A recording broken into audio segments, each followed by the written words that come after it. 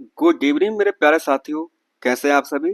मुझे उम्मीद आप लोग काफ़ी अच्छे होंगे और मन लगा के पढ़ाई कर रहे होंगे, है ना।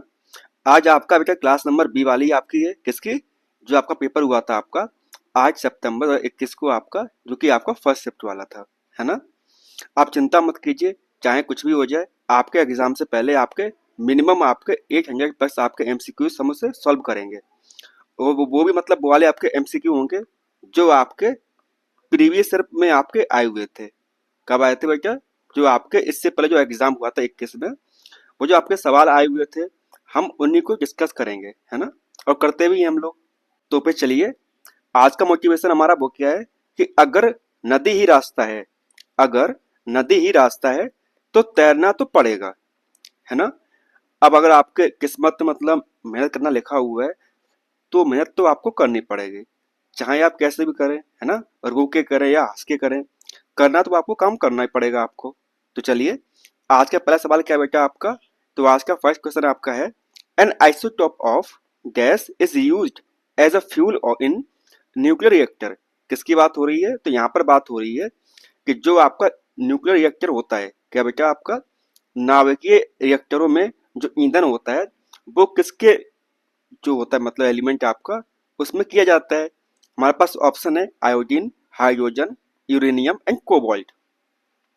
ये बात आप जानते हो कि जो आपका यूरेनियम है, क्या बेटा, जो आपका यूरेनियम है वो कैसा है आपका, वो आपका कैसा बेटा, वो आपका है मतलब न्यूक्लियरी, वो कैसा बेटा आपका, वो है आपका रेडियो एक्टिव है आपका, है ना। तो इसीलिए यहाँ पर हो जाएगा आपका यूरेनियम आपका करेक्ट आंसर, है ना बेटा। चलो, आप जानते हो जो आपका यूरेनियम है आपका, उसका एटॉमिक नंबर कितना होता है बेटा बताओ, है ना। तो वो होता है कितना बेटा, तो वो होता है आपका 92। ठीक है ना, यहाँ तक कोई दिक्कत बताओ। और जो इसके आइसोटोप्स होते हैं, कौन से बेटा, जो इसके आपके आइसोटोप्स होते हैं किसके, यूरेनियम के, वो कौन कौन से होते हैं आपके, तो वो होते हैं आपके यू, कौन सा, 238, है ना। एक होता है आपका यूरेनियम 235, 235। एक होता है आपका यूरेनियम, कौन सा बेटा, वो होता है 234। ये यूरेनियम के आइसोटोप्स हैं, है ना। और जो कि आपका 238 है, कौन सा बेटा, जो 238 है, ये आपका नेचुरली पाया जाता है, जो प्रकृति मतलब कि वो पाया जाता है। आप कौन सा, जो होता है आपका यूरेनियम 238। ठीक है ना। चलो आगे बढ़ते हैं। यहाँ पे सवाल आता है कि सर न्यूक्लियर फिजन क्या होता है ना। जैसे मतलब आपने यूरेनियम देखा अपना, है ना। तो उसी प्रकार इसमें क्या होता है कि आपका न्यूट्रॉन्स होते हैं, है ना, वो करते हैं आपस में ब्लास्ट, है ना। तो क्या होता है, नया प्रोजेक्ट आपका बनता है, और साथ में यहाँ पे इतनी एनर्जी रिलीज होती है जिसको हम एज ए फ्यूल यूज कर सकते हैं, है ना बेटा। चलो आगे देखो, सवाल दिया हुआ, क्या दिया हुआ आपका कि frequency higher than gas are called ultrasonic sound, या बोले तो आपका क्या बेटा, अल्ट्रासाउंड। बताओ, अल्ट्रासोनिक साउंड या अल्ट्रासाउंड क्या होता है आपका, है ना।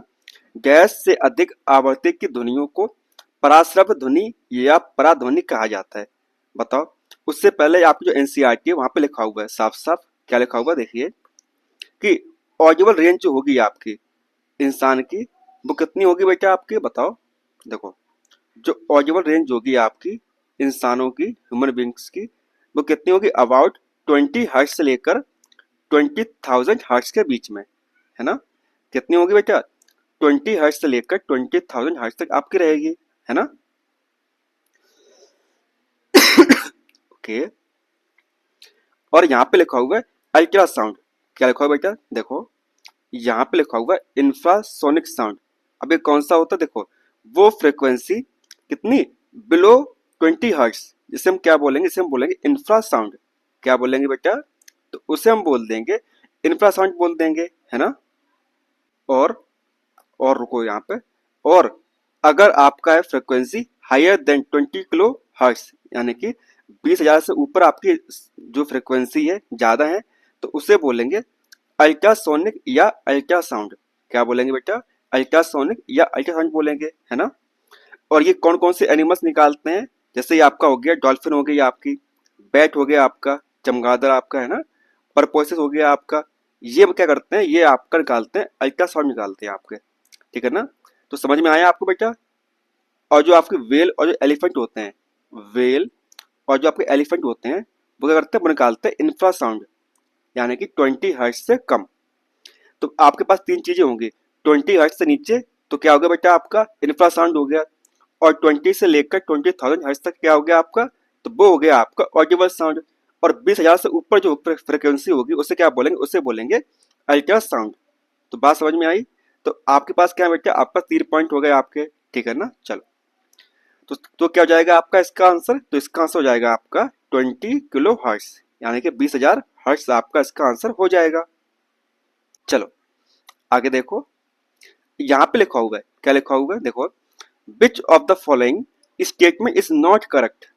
तो आपको बताना कि इनमें से कौन सा आपका ट्रू नहीं होगा, है ना। क्या बेटा, कि इनमें से आपका सत्य कौन सा नहीं है।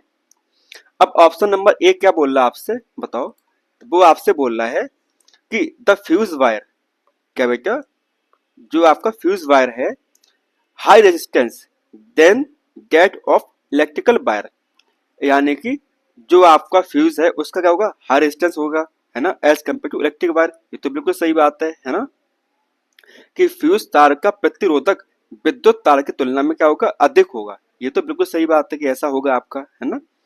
ऑप्शन बी क्या बोल रहा है, बी बोल रहा है कि the fuse wire has its melting point lower than that of electric wire, यानी कि फ्यूज तार का गलनांक जो होगा विद्युत तार की तुलना में कम होगा। बिल्कुल सही बात है। अब देखो, अब होता क्या कि आप तो ये बात जानते होंगे कि हम फ्यूज को लगाते क्यों है ना। फ्यूज को हम इसलिए लगाते हैं कि मान लो अगर आपकी लाइट ज्यादा आ गई तो आपको जो मतलब घर के जो सामान है वो खराब ना हो जाए, है ना। जैसे आप घर में मतलब कूलर लगा होगा, फ्रिज होगा आप घर में, अगर लाइट का वोल्टेज ज्यादा आ गया तो वो तो खराब हो जाएंगे, है ना, फूक जाएंगे आपके। तो वो चीज ना फूके, है ना। तो क्या होता है कि अगर लाइट ज्यादा आ रही है ना, तो क्या होगा, इस तार को ब्रेक कर दिया जाएगा, यानी कि सर्किट जो होगा आपका वो टूट जाएगा, है ना। वही ये बोल रहा है कि अगर मेल्टिंग पॉइंट कैसा होगा, कम होगा, क्या होगा बेटा आपका, अगर मेल्टिंग पॉइंट कम होगा तो आसानी से ये टूट जाएगा। जब ये टूट जाएगा तो क्या होगा, आपका सर्किट पूरा नहीं हो पाएगा, और जब सर्किट पूरा नहीं हो पाएगा तो क्या होगा, बत्ती आपकी जो इलेक्ट्रिसिटी होगी वो पास नहीं हो पाएगी, सिंपल सी बात है। तो ये भी आपका क्या होगा, ये भी आपका स्टेटमेंट आपका करेक्ट हो गया। स्टेटमेंट सी क्या बोल रहा है, the fuse wire is connected to the main source in parallel. क्या बोल रहा है कि फ्यूज तार को पार्श्व क्रम में मुख्य स्रोत के साथ में जोड़ा जाता है। यहाँ पर ये लिखा होगा ना पैरेलल, यहाँ पे होगा सीरीज में, है ना। किसमें बेटा, पार्श्व क्रम जो लिखा हुआ है इसके यहाँ पे होगा क्या बेटा, इसके यहाँ पे होगा आपका सीरीज होगा आपका, इसलिए क्या हो जाएगा आपका गलत हो जाएगा। एंड ऑप्शन डी क्या बोल रहा है आपसे, डी बोल रहा है आपसे a piece of wire made of lead and tin alloy is used in making fuse. क्या बोल रहा है, फ्यूज बनाने में लेड या टीन मिश्र धातु से बने तार के टुकड़ों का उपयोग किया जाता है ना, क्योंकि जो रेसिस्टिविटी होती है काफी ज्यादा होती है ना, और इसका मेल्टिंग पॉइंट काफी कम होता है। यही वजह है कि आपका लेड और टिन का यूज करते हैं हम, है ना। तो क्या हो जाएगा बेटा आपका इसका आंसर, तो इसका आंसर हो जाएगा आपका ऑप्शन नंबर सी आपका करेक्ट आंसर हो जाएगा, क्योंकि जो आपका स्टेटमेंट सी वाला है आपका ऑप्शन, वो कैसा है आपका, वो आपका गलत है ना। चलो आगे देखो, सवाल क्या आपका, देखिए सवाल सिंपल सा है कि मेथनोइक एसिड जो है आपका वो कहाँ पाया जाता है। ये आपको याद करवाई थी मैंने टेबल, है ना, लास्ट क्लास में आपको बताया था मैंने कि इस टेबल को आपको याद करना है। और ये जो टेबल है आपको जब वो कहाँ से आई हुई है, वो आई हुई है आपकी, जो आपकी है एनसीईआरटी। क्या है बेटा, जो आपकी एनसीईआरटी है आपकी, वहां से ये आपकी टेबल आई हुई है ना। तो अब आप देख चुके होंगे कि आपके एनसीईआरटी से भी सवाल आपके बनते हैं। देखो क्या पूछा गया आपसे, बताओ। ये पूछा गया मेथनोइक एसिड, क्या बेटा, मेथनोइक अम्ल वो किसमें होता है आपका, तो वो होता है आपका आंट स्टिंग में। किसमें होता है आपका, चींटी के डंक में आपका क्या होता है बेटा, आपका मेथनोइक अम्ल होता है। किसमें, चींटी के डंक में। कहाँ पे है मेथनोइक इस, देखो आंट स्टिंग, है ना। और आपका एक होता है नेटल स्टिंग, उसमें क्या मिलता है, उसमें आपको मिलता है मेथनोइक एसिड देखने को आपको मिल जाता है, किसमें, नेटल स्टिंग में।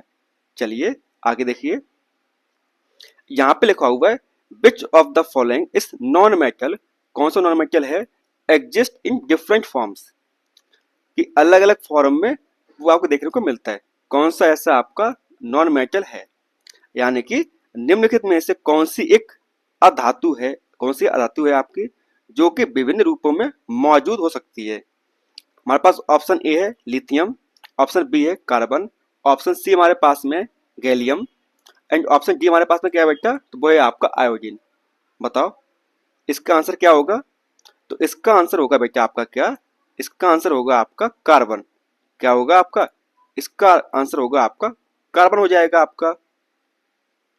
अच्छा ये बताओ जो आपका नॉन मेटल कार्बन है आपका वो अलग अलग फॉर्म में क्यों पाया जाता है, बताओ कोई बताएगा। सिंपल सी बात है, नंबर एक आपका होता है कि उसके पास जो प्रॉपर्टी वगैरह वो कौन सी है, वो है आपकी कैटेनेशन की, कैटेनेशन प्रॉपर्टी है उसके पास में। और एक होता है आपका क्योंकि वो है आपका टेट्रा बैलेंसी, उसके पास होती है टेट्रा बैलेंसी उसके पास में होती है ना। क्या होती है बेटा, उसके पास में टेट्रा बैलेंसी होती है, यानी कि हिंदी में समझिए तो उसके पास पावर होती है कितनी, उसके पास 4 इलेक्ट्रॉन्स होते हैं, 4 वो ले सकता है और 4 वो दे सकता है। यही वजह होती है जो कार्बन होता है आपका वो अलग अलग फॉर्म में पाया जाता है। कैटेनेशन का मतलब होता है आपका कि वो कितनी भी लंबी चेन बना सकता है ना, मतलब कैसे भी अपनी चेन को लगातार बना सकता है आपकी कौन, कार्बन आपका। यही वजह होती है कि जो आपका कार्बन है आपका वो अलग अलग फॉर्म में एग्जिस्ट कर पाता है ना। चलो आगे देखो, अगला सवाल क्या आपका, देखिए जैसे ये आपके दिए हुए में एलोटॉप्स ऑफ कार्बन, आपके एग्जाम में सवाल पूछ लिया जाता है कि आप ये बताइए कि जो एलोटॉप्स हैं कार्बन के वो कौन कौन से हैं, है ना। वो कौन कौन से होते हैं बेटा, एक होता है डायमंड, ग्रेफाइट और फ्लोरीन। क्या, डायमंड, ग्रेफाइट और फ्लोरीन। ये क्या बेटा आपके, ये आपके एलोटॉप्स ऑफ कार्बन किससे मिलके बने हुए हैं, ये सब बने हुए हैं आपके जो कार्बन है आपका उससे मिलके बना हुआ है। लेकिन ये अलग अलग प्रकार के आपके होते हैं, है ना। ये ऐसा क्यों होता है, कब होता है, ये आपके सिलेबस में नहीं है तो इसलिए हम आपको नहीं बता रहे वो चीज। चलो आगे देखो, सवाल है the field line inside a solenoid are in the form of gas. क्या बोल रहा है, ये बोल रहा है कि परिनालिका के भीतर क्षेत्र रेखाएं गैस के रूप में पाई जाती हैं। किसकी बात हो रही है बेटा यहाँ पर, तो यहाँ पर बात हो रही है field line inside the solenoid, परिनालिका के भीतर क्षेत्र रेखाएं। अब आप बोलोगे कि सर ये तो मतलब आपकी किताब में है ही ना, है ना। तो क्या किताब उठाओ क्लास 10th की, जाके देखो तो वहां पर आपका चैप्टर है मैग्नेटिज्म यानी कि magnetic affect of electric current. तो वहां पे आपको जाने के बाद में इस प्रकार का एक चार्ट मिलेगा आपको, है ना, पेज पे। तो वहां पे साफ साफ लिखा हुआ है, क्या लिखा हुआ है देखो कि बेटा क्या लिखा हुआ वहां पर देखो, field line inside solenoid are in the form of, बताओ पैरेलल स्ट्रेट लाइन। क्या लिखा हुआ है, कैसी होती है, तो वो होती है पैरेलली आपकी होती है ना कि सीरीज में, है ना। तो क्या हो जाएगा बेटा बताओ, बताओ बताओ, तो इसका हो जाएगा पैरेलल स्ट्रेट लाइन, यानी कि समानांतर सर रेखाएं आपकी हो जाएंगी। तो इसका हो जाएगा आपका करेक्ट, ऑप्शन नंबर ए आपका करेक्ट आंसर आपका हो जाएगा। समझ रहे हो ना, सारे जो मैक्सिमम क्वेश्चन हैं आपको कहाँ आते हैं बेटा, वो आपके पूछे जाते हैं किससे, आपकी एनसीईआरटी से। बस आप ना पता नहीं क्या पढ़ते रहते हो, सॉरी। देखो यहाँ पे एक चीज और लिखी हुई है, the strong magnetic field produce inside a solenoid can be used magnetise a piece of magnet field. Material जो होता है इसके ऊपर सॉफ्ट आयरन हो गया आपका, है ना। इसको प्रॉपर्ली मैग्नेट बनाने के लिए क्या करते हैं हम, उसके मतलब एज ए सोलेनॉइड वहां पर यूज करवाते हैं उसको, है ना। चलो अगला सवाल क्या बेटा आपका, सिंपल सा है देखो, टू डिफरेंट एटम्स, दो अलग एटम्स हैं आपके, है ना, या groups of atom are exchanged in gas reaction, दो अलग अलग परमाणु या परमाणुओं के समूह का आदान प्रदान क्या कहलाता है। आपको बताए थे हम, मान लो यहाँ पर ए प्लस बी है और सी एंड डी है आपका, अगर इसमें हुआ अभिक्रिया हुई इसमें, है ना, तो आपका ए और डी बन गया आपका और सी और बी बन गया आपका, है ना। तो इसे क्या बोलते हैं बेटा बताओ, इसे बोलते हैं द्विविस्थापन अभिक्रिया। क्या बोलते हैं, इसको बोलते हैं डबल डिस्प्लेसमेंट रिएक्शन बोलते हैं इसे हम, है ना। तो क्या हो जाएगा बेटा आपका इसका आंसर, तो इसका आंसर हो जाएगा आपका ऑप्शन नंबर सी आपका करेक्ट आंसर आपका हो जाएगा। क्या हो जाएगा आपका, डबल डिस्प्लेसमेंट रिएक्शन आपका करेक्ट आंसर आपका हो जाएगा, ठीक है ना। चलो आगे देखो, यहाँ बोला गया क्या बेटा आपका, तो यहाँ बोला गया है which of the following unit of pressure are correct value. किसकी बात हो रही है बेटा आपकी, तो यहाँ पे बात हो रही है आपकी जो प्रेशर की जो यूनिट है आपकी, किसकी बताओ, जो दाब की जो इकाई है, इनमें से कौन सी आपकी करेक्ट है। तो देखो, तो वो होती है आपकी 1 बार होती कितनी बेटा, तो वो होती 10⁵ पास्कल होती है आपकी, है ना। क्या होती है, 10⁵5 पास्कल होती है आपकी, है ना। और इसे हम कैसे लिखते हैं, इसे लिखते हैं न्यूटन पर मीटर स्क्वायर। क्या लिखते हैं बेटा, इसे लिखते हैं न्यूटन पर मीटर स्क्वायर, इसको हम लिखते हैं, है ना। तो क्या हो जाएगा बेटा आपका, इसका हो जाएगा आपका correct answer option number D वाला आपका करेक्ट आंसर हो जाएगा, ठीक है ना। चलो आगे देखो, सवाल क्या है, सवाल आपका है which among the following is a poor conductor of heat. तो आपको बताना है कि इनमें से कौन आपका पूरा पूरा कंडक्टर ऑफ हीट है, यानी कि ऊष्मा का कुचालक है। बताओ कौन सा इनमें से है। देखो आपके पास ऑप्शन क्या क्या है, कॉपर हो गया, एल्यूमिनियम हो गया आपका, सिल्वर हो गया आपका, या आपका मरकरी हो गया। बताओ इनमें से कौन सा आपका है जो आपका बेस्ट कंडक्टर ऑफ हीट है आपका, कौन सा होगा बेटा आपका, तो वो है आपका कौन, मरकरी, है ना। तो क्या हो जाएगा आपका इसका, तो इसका हो जाएगा आपका ऑप्शन नंबर डी आपका करेक्ट आंसर आपका हो जाएगा, है ना बेटा। और ये बात आप जानते हो कि जो मरकरी होता है बेटा आपका, वो क्या होता है, लिक्विड, कैसा होता है, तरल होता है आपका एट रूम टेम्परेचर। क्या होता है, रूम टेम्परेचर पर वो कैसा होता है बेटा, लिक्विड होता है आपका, है ना, ठीक है ना। चलो आगे देखो, अगला सवाल क्या बोल रहा है आपसे, चूज करेक्ट ऑप्शन। क्या चूज करना है बेटा आपको, तो आपको चूज करना है कि इनमें से कौन सा आपका सही विकल्प होगा। इसको पढ़ने से पहले एक आपको चार्ट दिखाते हैं हम आपको, जो है आपकी क्लास से 10th के एनसीईआरटी में साफ साफ लिखा हुआ है आपका, है ना, इस प्रकार की वहां पे चार्ट बनी हुई है ना। जहाँ पे लिखा हुआ है acetic acid melting point and आपका बॉइलिंग पॉइंट, ठीक है ना बेटा। क्या लिखा हुआ है, मेल्टिंग पॉइंट और बॉइलिंग पॉइंट आपका लिखा हुआ है। देखो यहाँ पे लिखा हुआ एसिटिक एसिड CH3COOH, जिसका मेल्टिंग पॉइंट है 390 केल्विन और जिसका बॉइलिंग पॉइंट है 351 केल्विन, है ना। तो देखो यहाँ पे लिखा हुआ साफ साफ CH3COOH has a boiling point 391 kelvin, समझ पा रहे हो ना। अब देखो आगे लिखा हुआ है CH3 has melting point 290 kelvin, CHCl3 melting point 209, उन्होंने क्या बोला 290 बोला है ना। तो कुल मिला के यहाँ पर इसका हो जाएगा आपका जो ऑप्शन नंबर ए है आपका, वो करेक्ट आंसर है ना। बाकी जो ऑप्शन से बेटा वो कैसे हैं आपके, रॉन्ग आंसर हैं। तो आप समझ पा रहे होगे कि आपका DSSB जो है आपका, वो आपका इस टाइप की टेबल्स होती है उससे भी आपके सवाल बनाता है। तो इसका मतलब यहाँ से आप ये सीखिए कि जो टेबल्स दी हुई हैं, चाहे वो कोई भी नंबर्स हो आपको, उसको आपको याद रखना पड़ेगा चाहे कुछ भी हो जाए। क्योंकि अगर उन्होंने इस बार ये पूछ लिया तो क्या पता अगली बार ये पूछ लें आपसे, है ना, या ये पूछ लें आपसे, वो कुछ भी आपसे पूछ सकते हैं। चलो अब देखो डिस्प्ले नंबर 3 आपका, चलिए ये क्या आपका दिया हुआ है, पूछेगा आपसे choose the correct arrangement of the following substance in decreasing decreasing order of force of attraction, है ना, बिटवीन किसमें बेटा आपका, बताओ, आपके मिल्क, वुड और हाइड्रोजन के बीच में जो मतलब आपका है, क्या है आपका बेटा फोर्स ऑफ अट्रैक्शन। किसकी बात हो रही है, फोर्स ऑफ अट्रैक्शन की बात हो रही है ना। किसकी बात हो रही है बेटा आपकी, बताओ, आकर्षण बल की बात हो रही है। किसकी बात हो रही है, तो ये आपका आकर्षण बल जो है उसकी बात हो रही है। इसका आंसर कहाँ मिलेगा बेटा आपको, इसका आंसर मिलेगा आपको मैटर इन अवर सराउंडिंग में, कौन सा, क्लास 9 चैप्टर नंबर 1 में।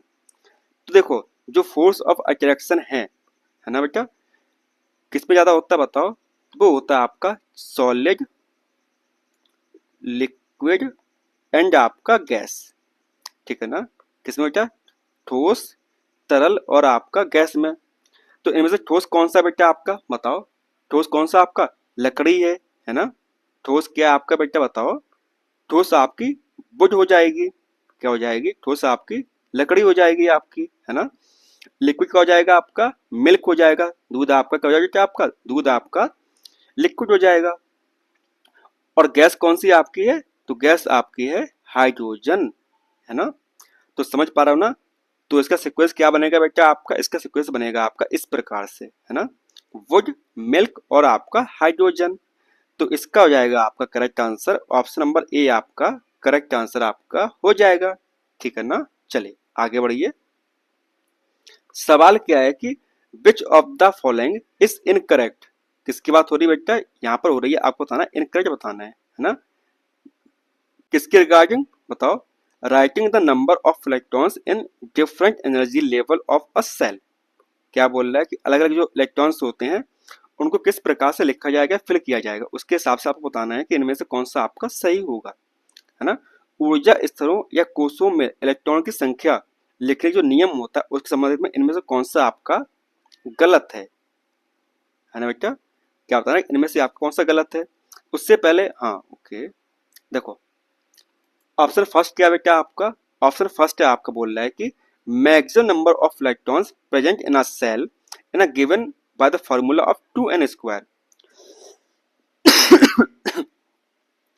अगर आप चैप्टर पढ़ेंगे क्लास से 9th का स्ट्रक्चर ऑफ एटम, वहां पे इसका साफ साफ लिखा हुआ है बाकायदा कि आपको इसका आंसर क्या होगा, है ना बेटा। देखो यहाँ बोल रहा है कि जो हम लिखते हैं इलेक्ट्रॉन्स को लिखते हैं मतलब वो आपका 2n स्क्वायर की जो फॉर्मूला होता है उसके हिसाब से लिखते हैं, तो कुछ सही बात है ना। क्या है बेटा आपका कि एक कोश में उपस्थित इलेक्ट्रॉनों की अधिकतम संख्या सूत्र 2n स्क्वायर द्वारा दी जाती है। बिल्कुल, जहाँ पे जो n होता है वो कक्षा की क्या होती है, संख्या होती है, जैसे कि 1 2 3 4 आपका। बिल्कुल सही बात है आपकी। ऑप्शन बी क्या आपका the maximum number of electrons get can be accommodated in the outermost orbit. कितना होता है बेटा आपका 8 होता है। हाइड्रोजन और हीलियम छोड़ के जितने भी आपके एलिमेंट्स होते हैं उनमें जो इलेक्ट्रॉन होता है आउटरमोस्ट सेल में वो कितना होता है आपका 8 होता है आपका, है ना। सबसे भारी कक्षक में समायोजित किए जाने किए जा सकने वाले इलेक्ट्रॉनों की जो अधिकतम संख्या होती है ठीक है वो कितनी होती है आपकी, तो वो होती है आपकी है 8। कितनी होती है आपकी 8 होती है आपकी। तो ये भी आपका करेक्ट स्टेटमेंट आपका हो जाएगा। स्टेटमेंट आपका मतलब ऑप्शन आपका सी वाला क्या बेटा आपका सी आपका है electrons are not accommodated in a given cell unless the inner cell are filled. ये बोल रहा है कि आप अंदर से बाहर आप मतलब किसी दिए गए कोष में इलेक्ट्रॉनों को तब तक समायोजित नहीं किया जा सकता जब तक उसकी आंतरिक कक्षा कोष नहीं बढ़ जाता है। यानी सबसे पहले आपको अंदर कक्षा भरना पड़ेगा फिर अपनी बाहर वाली। समझ पा रहे हो ना। ऑप्शन डी क्या आपका electrons are sorry accommodated in an outermost cell before the inner cell are filled in case of gases।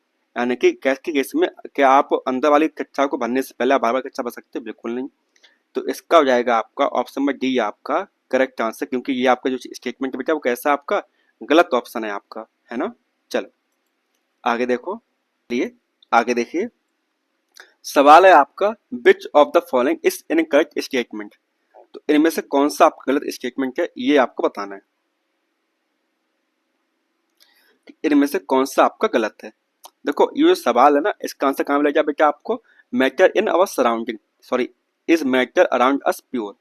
वहां पे लिखा हुआ है प्रॉपर्टीज ऑफ सॉल्यूशन, ठीक है ना।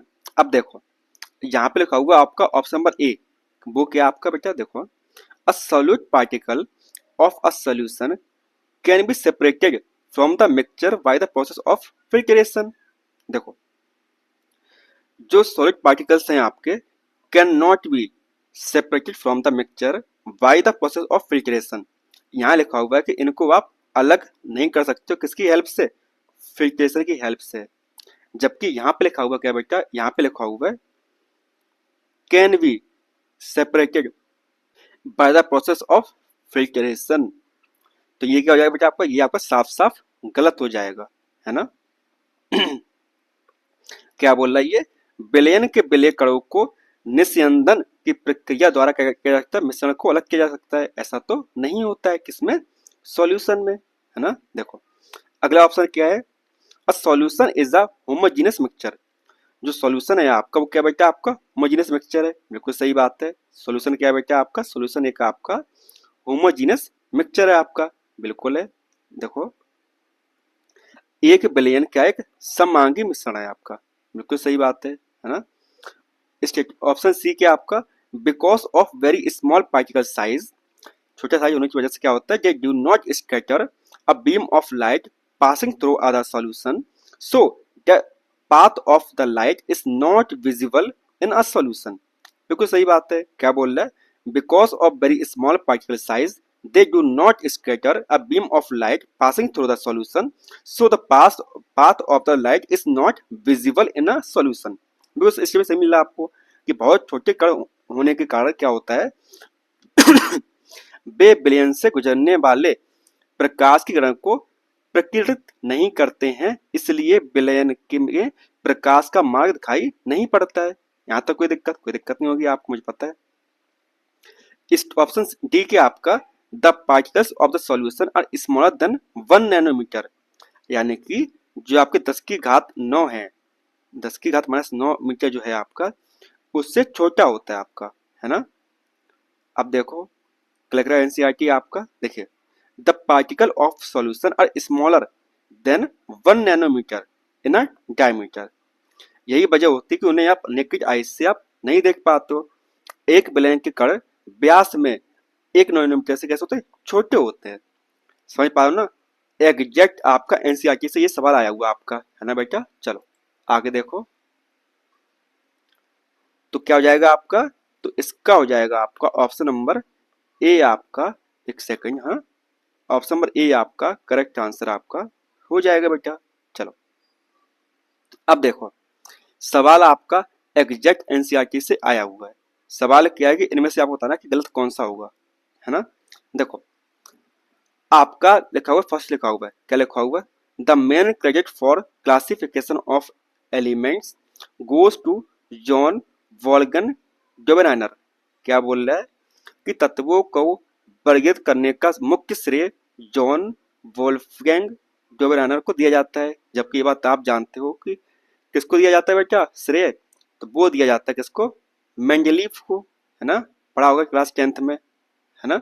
क्लास 10th में ओल्ड एनसीईआरटी चैप्टर है बेटा, कौन सा, पीरियोडिक क्लासिफिकेशन ऑफ एलिमेंट्स। क्या कौन सा चैप्टर आपका है, तो वो है आपका पीरियोडिक क्लासिफिकेशन ऑफ एलिमेंट्स। उसमें ये चीज साफ साफ लिखी हुई है। तो ये तो आपका हो गया स्टेटमेंट आपका रॉन्ग, है ना। अब देखो स्टेटमेंट बी क्या बोल रहा है आपसे, the early development of periodic table of elements was created through the arrangement of elements on the basis of their fundamental properties, the atomic mass, and also on the similarities of chemical properties।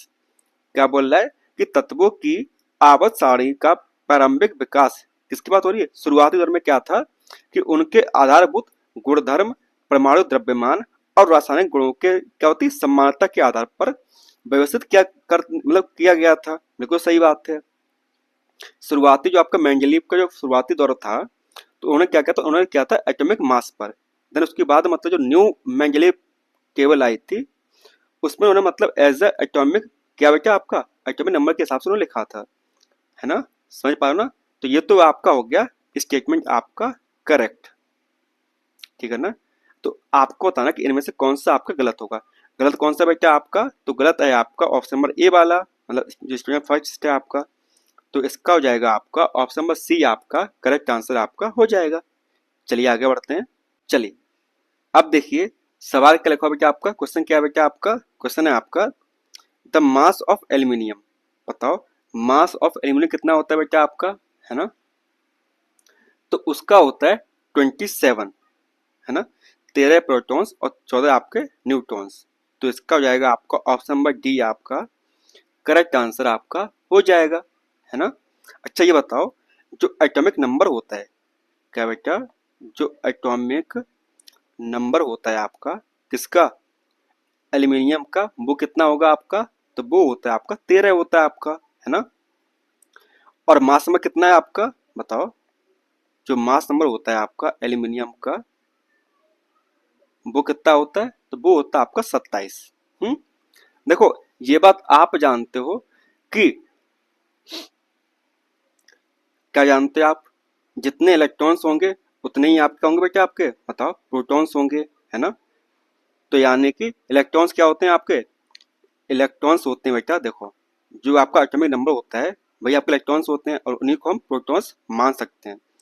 जब हम जब हम क्या करते हैं, मास में से करते हैं माइनस, क्या करते हैं, एटॉमिक नंबर को करते हैं माइनस करते हैं, तो क्या निकल के आता है आपको, तो निकल के आता है हमारे पास में क्या, तो निकल के आता है न्यूट्रॉन, है ना। पता होगा आपको, क्लास कौन सा बेटा बेटा बताओ, जो कि क्लास है आपका कौन सा, 9th वाला, atoms and sorry structure of atom, बहुत अच्छे से दी हुई है आपकी। चलो सवाल लिखा हुआ है कि who put forward the following postulate about the model of an atom. क्या बोल रहा है कि परमाणु मॉडल के संदर्भ में निम्नलिखित परिकल्पना किसने प्रस्तुत की थी। कौन सी परिकल्पना आपकी है, while revolving in discrete orbit the electrons do not radiate energy। Electron अलग अलग कक्षाओं में परिक्रमा करते समय ऊर्जा विकीर्ण नहीं करते हैं।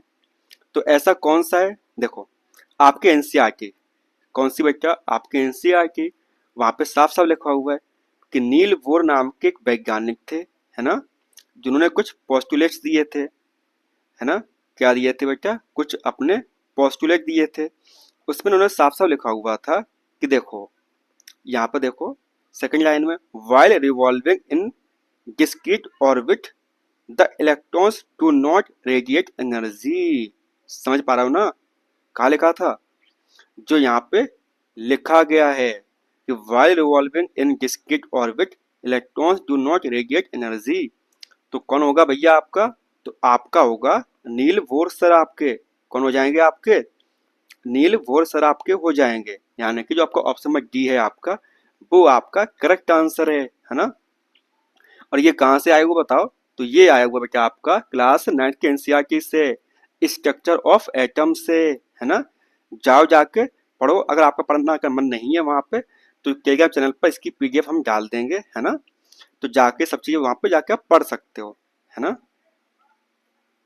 अब देखो सवाल है वो क्या है बेटा आपका, कि which of the following subatomic particle who discovered by J Chadwick in 1932। क्या बोल रहा है कि 1932 में जे चैडविक ने निम्नलिखित में से किस उप परमाणु कण की खोज की थी।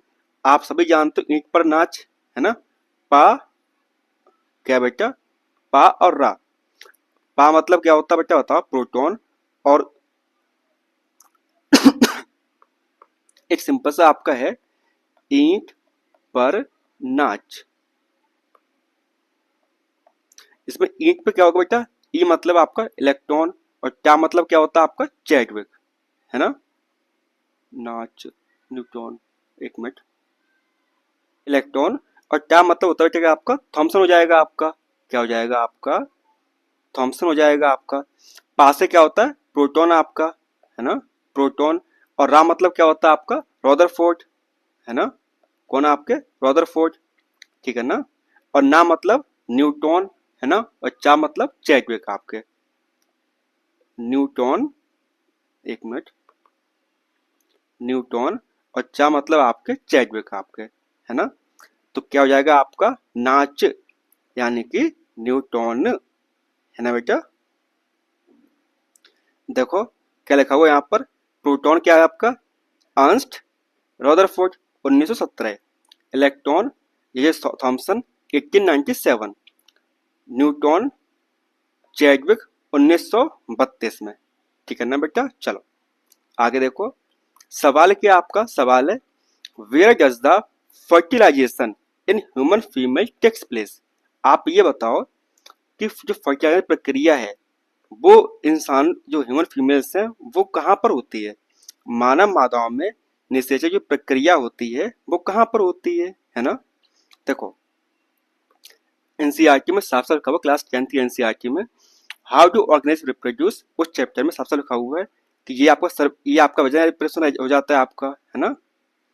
ये जो आपकी होती है फेलोपियन ट्यूब, यहाँ पर क्या होता है बेटा आपका, तो यहाँ पर होता है क्या बेटा आपको देखो, यहाँ पर होता है आपका क्या बताओ, तो यहाँ पर होता है फर्टिलाइजेशन।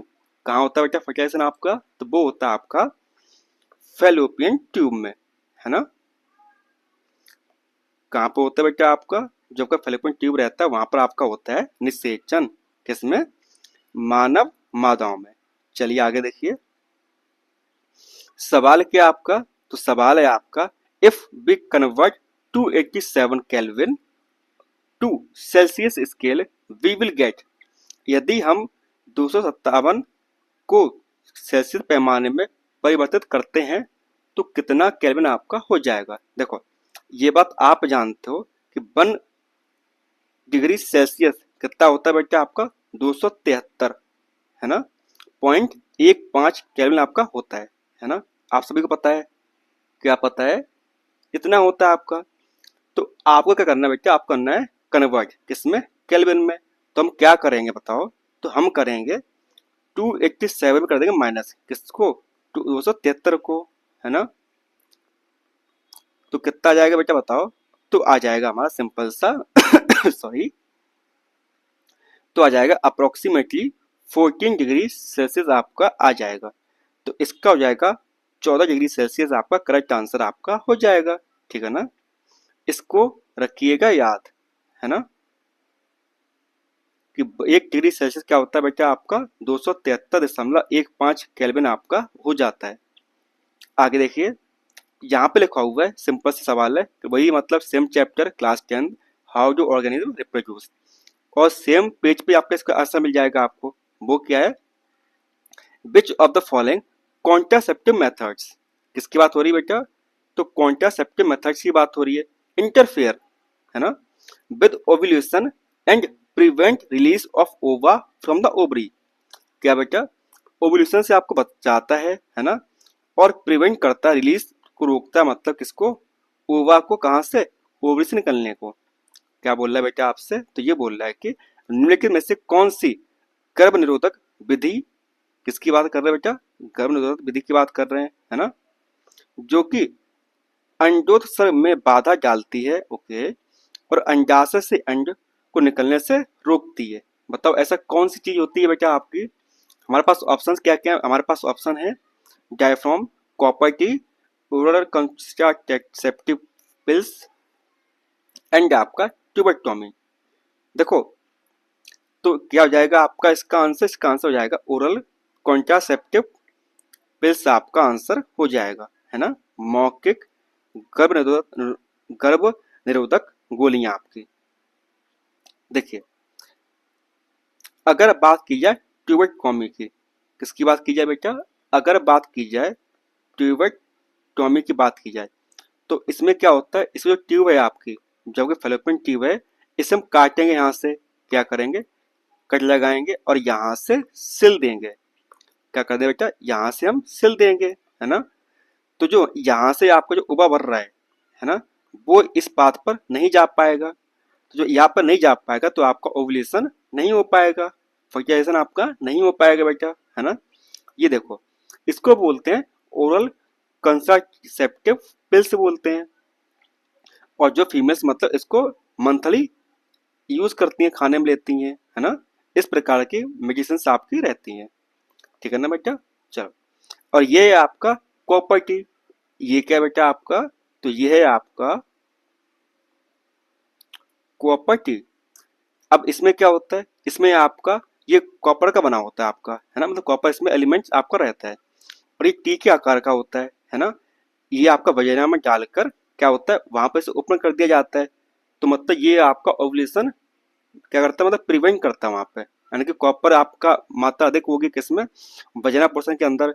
तो क्या होगा, तो उस टाइम पे अगर स्पर्म जा रहा है वहां पे, तो स्पर्म मर जाएगा, है ना, उसकी जो मोटिलिटी है वो वहां पर समाप्त हो जाएगी। समझ पा रहे हो ना। चलो अगला सवाल क्या बेटा आपका, सवाल सिंपल सा है, जस्ट लाइक हेलोजन, हेलोजन की जैसे क्या बोल रहा है, form covalent compound, covalent compound बनाता है ना, okay. Also exist sorry as a diatomic molecule, और ये डाइएटॉमिक मॉलिक्यूल के रूप में पाया जाता है ना। कोवलेंट बॉन्ड भी बनाता है।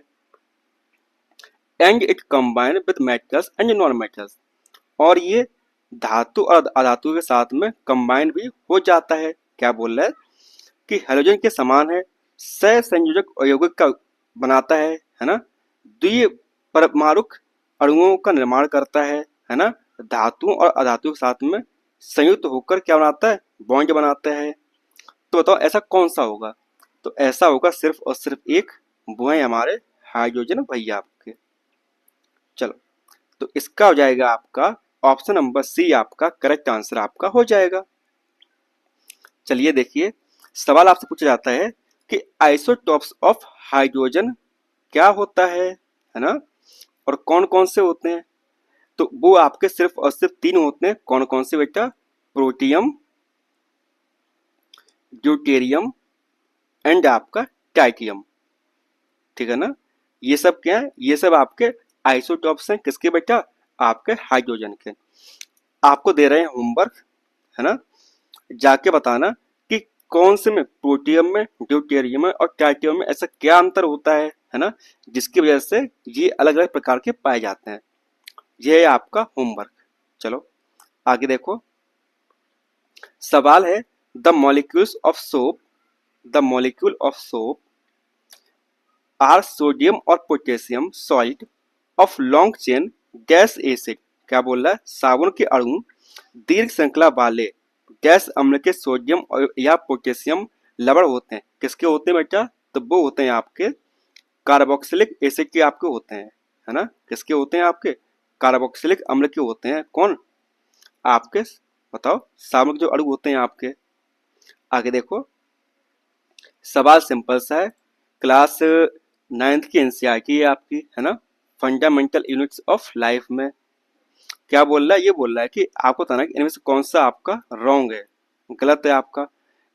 किसके रिगार्डिंग, प्रोकैरियोटिक सेल्स के हिसाब से कौन सा आपका गलत है ना। प्रोकैरियोटिक कोशिका के हिसाब से कौन सी विशेषता आपकी नहीं है। देखो ऑप्शन डी क्या आपका, देखिए, these cells do not have a well organised nucleus. ये तो बिल्कुल सही बात है। जो आपका प्रोकैरियोट होता है बेटा, उसका वेल मतलब पूरी तरीके से, अच्छी तरीके से, मतलब ऑर्गेनाइज नहीं होता क्या, न्यूक्लियस आपका। इन कोशिकाओं में एक सुव्यवस्थित केंद्रक नहीं होता है, किसमें, प्रोकैरियोटिक कोशिकाओं में। बिल्कुल सही बात है। ऑप्शन सी क्या है बेटा आपका, सी है bacteria, blue green algae are the example of prokaryotic cell. बिल्कुल सही बात है। आपका बैक्टीरिया हो गया, आपका ब्लू ग्रीन एल्गी हो गया, ये किसके एग्जाम्पल है बेटा आपके, तो ये आपके प्रोकैरियोटिक जो सेल है आपके, उसके एग्जाम्पल्स हैं आपके। आगे बोल रहा है ऑप्शन बी में, the genetic material in a single molecule of DNA lying in the cytoplasm. बिल्कुल सही बात है। जो डीएनए होता है आपका सिंगल साइड होता है आपका, मतलब सिंगल मॉलिक्यूल होता है, और साइटोप्लाज्म में ऐसे ही मतलब रहता है, क्योंकि न्यूक्लियस होता नहीं उसके पास में। जब उसके पास में न्यूक्लियस है ही नहीं, तो कहाँ पर रहेगा भाई, सिंपल सी बात है, आपके पास घर नहीं है तो आप कहाँ पर रहोगे, बाहर ही रहोगे ना जाके।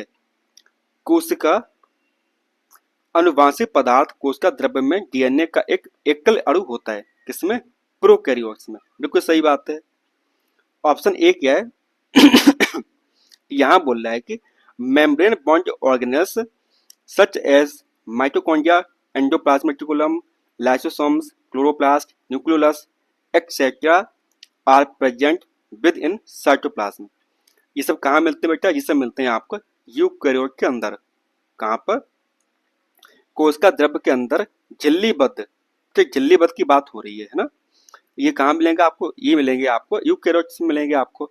माइटोकॉन्ड्रिया, अंतर्द्रव्य जालिका, लाइसोसोम्स, क्लोरोप्लास्ट, केंद्रिका आदि उपस्थित होते हैं। ये बिल्कुल नहीं होते हैं। तो इसका हो जाएगा आपका ऑप्शन नंबर ए, आपका गलत आंसर हो जाएगा आपका, है ना, क्योंकि गलती आपसे पूछा गया बेटा आपका। चलिए आगे बढ़ते हैं। अब देखो बेटा सवाल क्या है यहाँ पे, मतलब कि आपका है गैस है आपका यहाँ पर, है ना, और ये यहाँ पर है, क्या चीज़ है, ये आपका यहाँ पर इस प्रकार से स्पेस है और ये यहाँ पर है। तो आपका ना fill in the blanks type का जो रहता है ना सवाल आपका, ये उस प्रकार का है। क्या बोल रहा है कि property of soap and test with water, यानी कि पानी के साथ में क्या कर रहा है बेटा आपका, गुड़ जल के साथ में क्रिया करता है, तो उसे क्या बोलते हैं, उसे बोलते हैं हाइड्रोफिलिक। क्या बोलते हैं बेटा, उसे बोलते हैं जलरागी बोलते हैं, है ना। एंड प्रॉपर्टी ऑफ एंटाइट विद हाइड्रोकार्बन, है ना, गुड़ हाइड्रोकार्बन के साथ में क्रिया करता है, तो उसे क्या बोलते हैं, उसे बोलते हैं हाइड्रोफोबिक बोलते हैं, है ना। क्या बोलते हैं, जल ब्रागी बोलते हैं।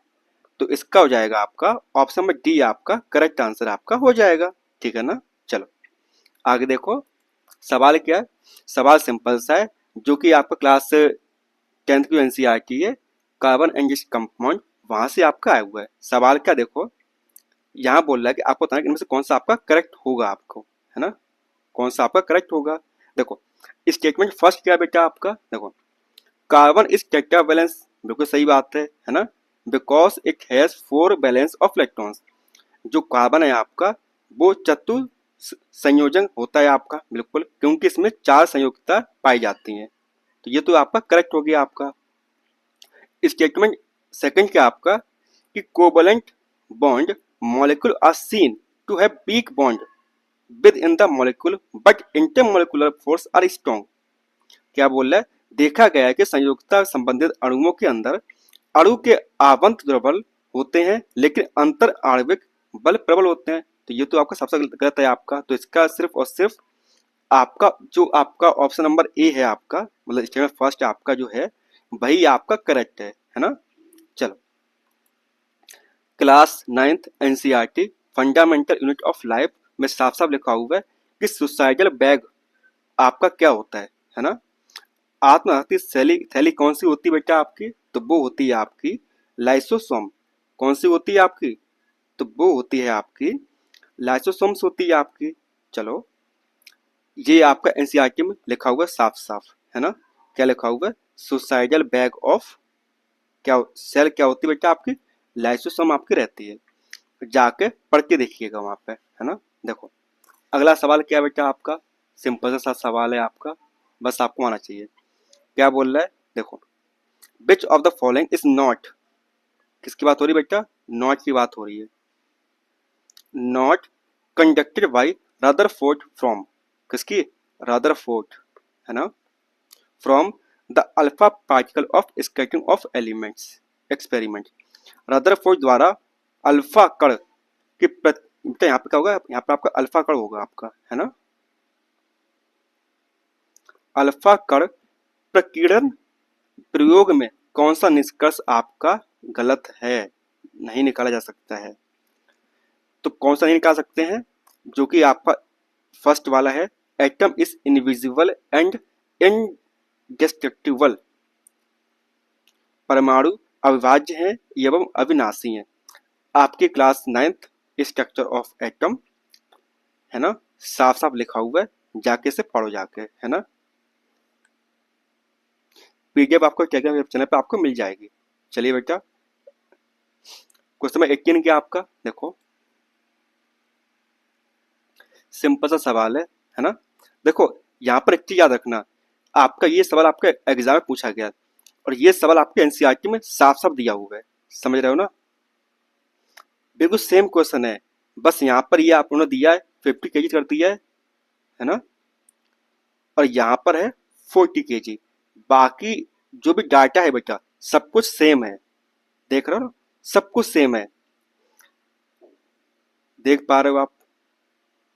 तो जो एग्जाम्पल्स दिए हुए हैं आपके एनसीईआरटी में उससे भी आप याद रखना कि क्या आपका हो सकता है ना बेटा। इसको मैं सॉल्व इसलिए करवा रहा हूँ, मुझे पता है कि आप लोग इसे सॉल्व कर पाओगे। चलो अगला सवाल क्या है बेटा आपका, अगला सवाल हमारा है कि gas are generally sodium salt of sulphonic acid, ammonium salt with chlorides और ब्रोमाइड्स आयन। गैस आमतौर पर सल्फोनिक अम्ल के सोडियम लवण या क्लोराइड या ब्रोमाइड आयनों के साथ अमोनिया लवण बनाते हैं। तो कौन होते हैं बेटा आपके, तो वो होते हैं आपके डिटर्जेंट्स। कौन होते हैं आपके, तो वो होते हैं अपमार्जक आपके होते हैं, है ना। चलिए आगे देखिए, सवाल सिंपल से आपको बताना कि इनमें से कौन सा आपका गलत होगा, है ना। कौन सा आपका गलत होगा बताओ, कौन सा गलत है बेटा आपका। देखो यहाँ पे लिखा हुआ अ पेयर ऑफ ओवा या egg are shed alternately from each ovary every month. ऐसा होता है? बिल्कुल नहीं होता है। कि एक जोड़ी, बेटा यहाँ पर एक ही अंडा निकलता है, एक जोड़ी अंडा नहीं निकलते हैं, याद रखिएगा। हर महीने प्रत्येक अंडाशय से बारी बारी से निकलते हैं। तो ये हो जाएगा आपका गलत, क्योंकि यही आपको पूछा गया है। तो इसका हो जाएगा आपका ऑप्शन नंबर डी आपका करेक्ट आंसर। और चिंता ना करो, हाउ डू ऑर्गेनिज्म रिप्रोड्यूस, वहाँ पे सारी जो ऑप्शन है आपको वहाँ पे देखने को आपको मिल जाएंगे कि मिनोपॉज क्या होता है, मिनार्ची क्या होता है आपका, है ना। और ये सब आप सभी को पता है, इसका क्या करना है आप लोगों को, है ना। और ये तो आप लोग कर ही चुके होंगे, है ना, बार बार करने की जरूरत नहीं पड़ती हमें। तो चलिए मिलते हैं आपसे नेक्स्ट क्लास में, तब तक के लिए